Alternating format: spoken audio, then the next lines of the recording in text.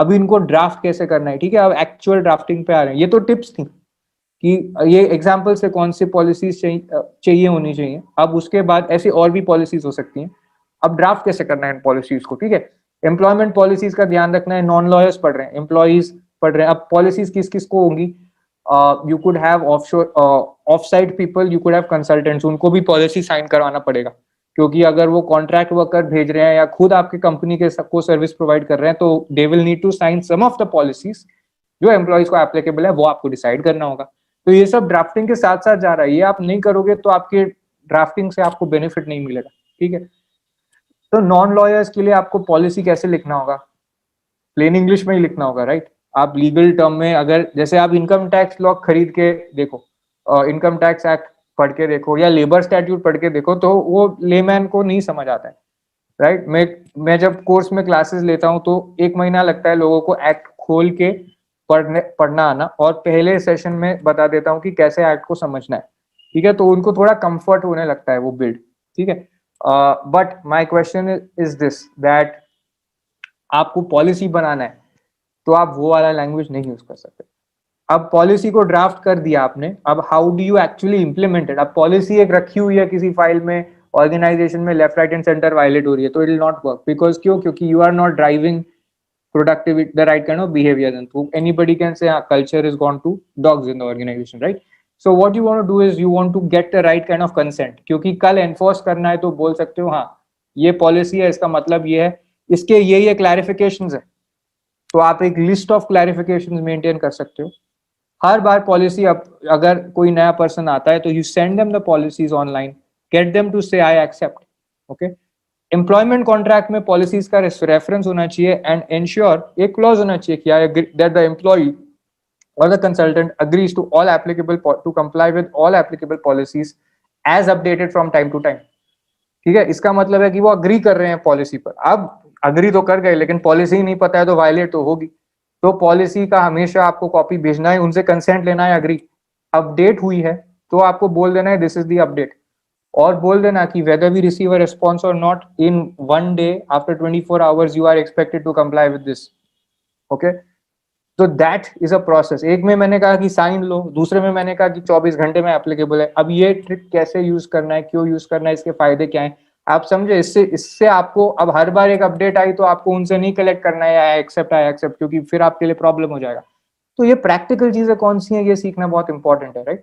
Then they will need examples to understand the principles. आप बोल रहे हो अच्छा डिसऑनेस्टी ओके नहीं है, बट डिसऑनेस्टी क्या है, आपने सवाल पूछा तो और आप मैंने गलत आंसर दिया तो ठीक है डिसऑनेस्टी है, बट मेरे को कोई चीज पता थी मैंने रिपोर्ट नहीं की, क्या वो डिसऑनेस्टी है।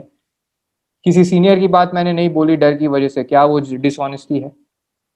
So use plain English as far as possible, provide for what if scenarios, जितनी भी गलतियां हो सकती हैं, ठीक है, वो आपको प्रोवाइड फॉर करनी है।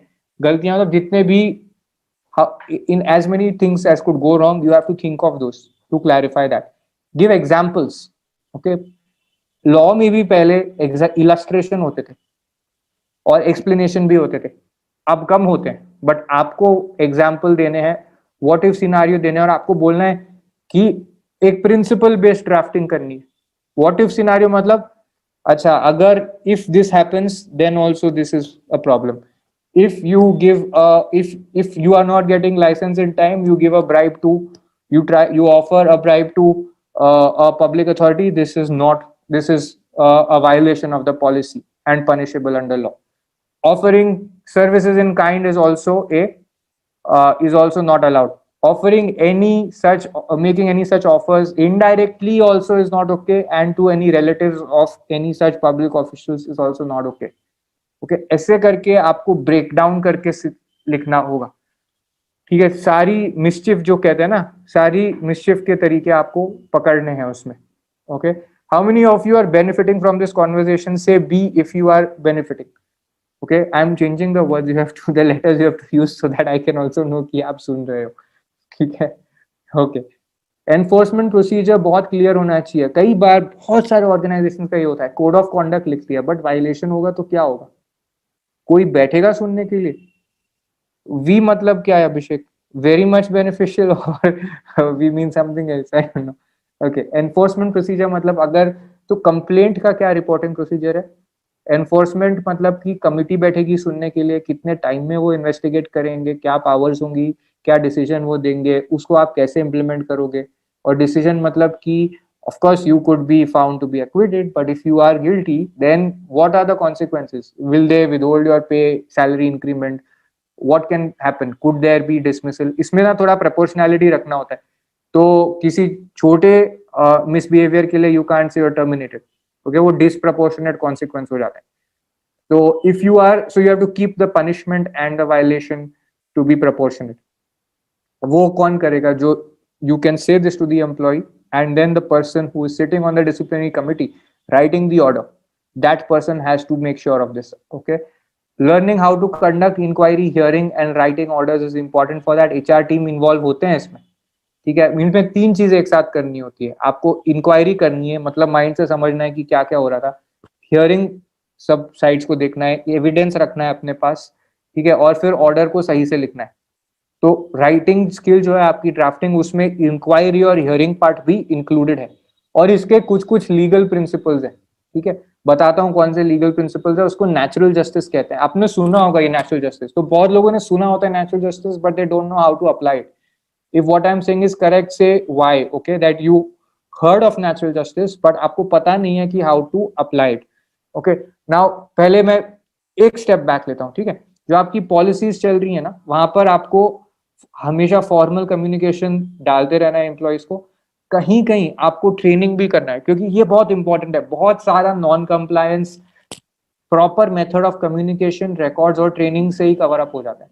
ट्रेनिंग में भी आपकी ड्राफ्टिंग स्किल्स इंपॉर्टेंट है, आप क्लियरली लिख पाते हो और थिंक, आप सोच सकते हो, तो आपकी ट्रेनिंग भी बेटर होंगे। और कई बार जहां पर बहुत इंपॉर्टेंट, जैसे लिस्टेड कंपनीज में इनसाइडर ट्रेडिंग की ट्रेनिंग्स होती है, कुछ कंपनीज जो बहुत बड़ी हैं अपने स्पेस में, उसमें कंपटीशन लॉ की ट्रेनिंग्स होती हैं। और जब से 2013 में पॉश एक्ट आया है, तब से हर कंपनी को पॉश ट्रेनिंग्स ऑर्गेनाइज करने होते हैं, तो आपको ट्रेनिंग्स ऑर्गेनाइज करने रहेंगे, ठीक है।